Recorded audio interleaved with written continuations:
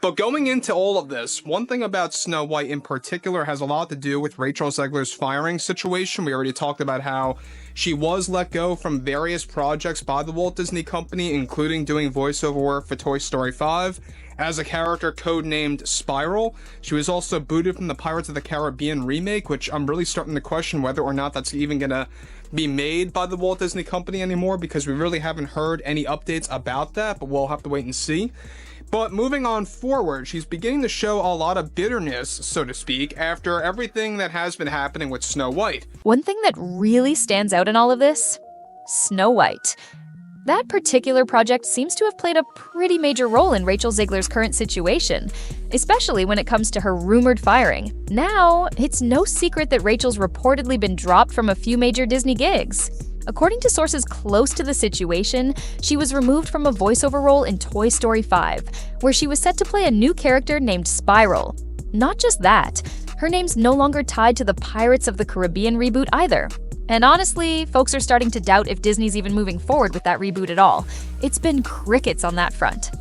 But let's keep going. Here's where things start to get, well, tense. The original cartoon came out in 1937, and very evidently so. There is a big focus on her love story with a guy who literally stalks her. Yeah. Weird. Super weird. So we didn't do that this time.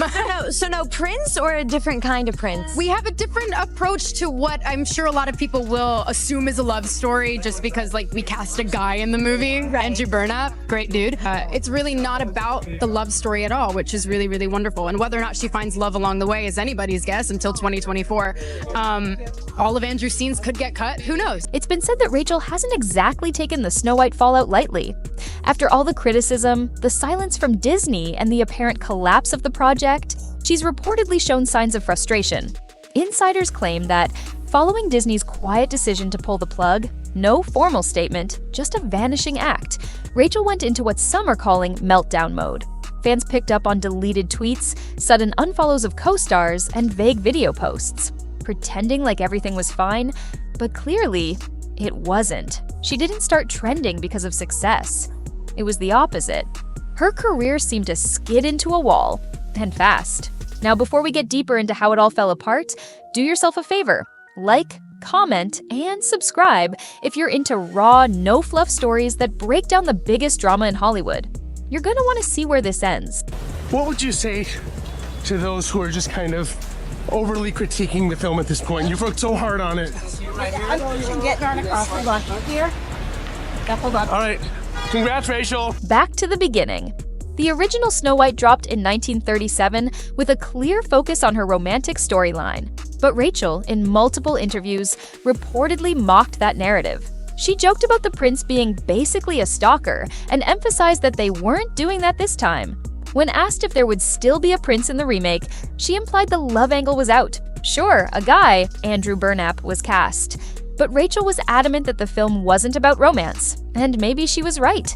Because if rumors are true, Andrew's scenes might be scrapped entirely before the 2024 release. Yep, all of them. Thing is, this remake wasn't just a flop, it was a warning sign. From the start, Rachel reportedly treated the role like a blank slate she could rewrite. Rather than honoring the beloved fairy tale, she allegedly trashed it. Early reviews weren't kind. Reports from people familiar with test screenings say audiences were walking out. The common gripes, robotic acting, stiff lines, and a storyline that felt more like a lecture than a fantasy.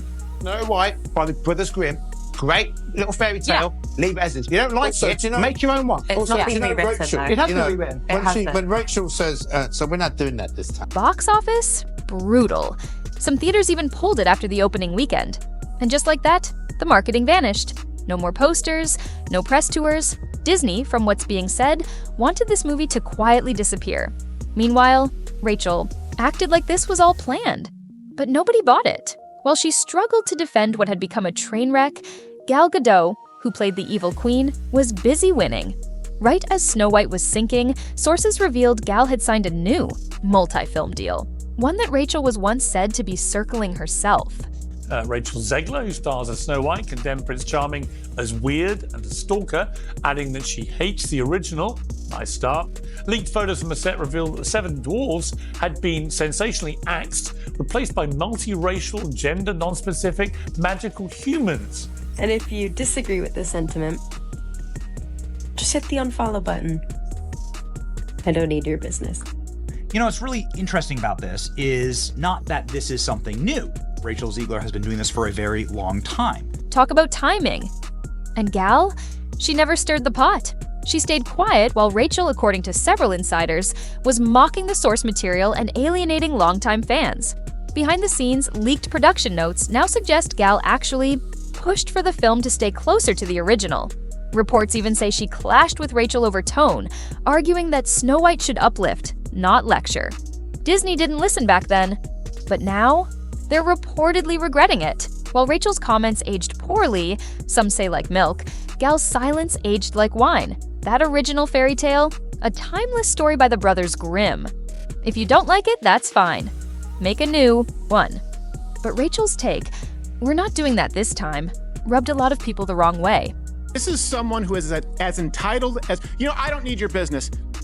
You know what? Maybe Disney does. Maybe you're a tool, you're a pawn in this film. You didn't write it, you didn't direct it. You have nothing to do with the creation of Snow White. Right. You should shut up and do the job. The mess didn't stop on screen either. Behind closed doors, the fallout was way worse. Leaked emails allegedly show that Disney higher-ups had been planning Rachel's quiet removal for a while, ever since that viral interview where she called the classic Snow White creepy. In one exchange, an executive supposedly wrote, "This is not salvageable." Another confirmed that merchandise deals had been canceled, brand tie-ins axed, and the international release scaled back. They weren't just pulling the brakes, they were cutting her out. Legal documents from the delayed reshoots added fuel to the fire. They apparently showed Rachel refused to take key script notes, demanding changes that dramatically shifted the storyline. She wanted to rework Snow White in her own image. Disney tried to pull her back in line, but at that point, it was too far gone. Gal stayed on the project. Rachel didn't. And that silence from the studio? That was the final word. If this feels like deja vu, it kind of is. Rachel's been drawing this kind of attention for a while now. She's been vocal, some say too vocal. She openly slammed the Prince character, said she hated the original film, and when photos leaked from set showing the seven dwarves had been replaced with a new group of magical, diverse characters, fans were stunned. The public backlash wasn't just online. Major brands started backing off, fast. A cosmetics company canceled an ad campaign just days before filming. A fashion house dropped her from a big project without warning. Her image disappeared from ads overnight. Insiders say the reaction behind the scenes was even colder. Agencies stopped pitching her. Projects quietly vanished from her schedule. Some producers even stopped replying altogether. One source close to a production called her too toxic to touch. It's no longer 1937, and we absolutely wrote a Snow White that is Saved by the prince. She's not going to be saved by the prince, and she's not going to be dreaming about she's gonna die. true love. She's dreaming about becoming the leader she knows she can't. This wasn't a break, it was a blackout. And when she could have responded with humility, Rachel allegedly went the other direction. Public rants, excuses, and zero ownership of the situation. Meanwhile, Gal? Quiet, professional, graceful. She didn't need to compete for screen time. She just showed up and did her job. Crew members have backed this up. Some say Gal was constantly asking how to keep the heart of the original story alive. Rachel on.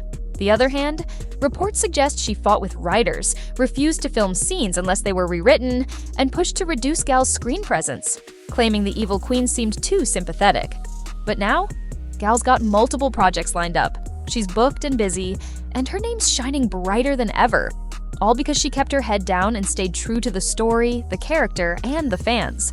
Rachel wanted to be the face of a new era.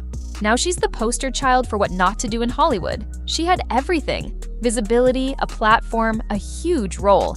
But instead of building on the legacy, she tried to reinvent it, then blamed everyone else when it fell apart.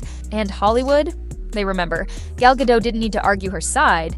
She just kept showing up, doing the work, and letting Rachel's choices speak for themselves. The fairy tale wasn't supposed to end like this, but for Rachel Zegler, it just might have. So what do you think? Did Disney make the right call, or are you Team Gal all the way? Hit the comments and let us know.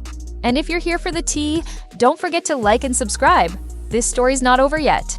And more is coming.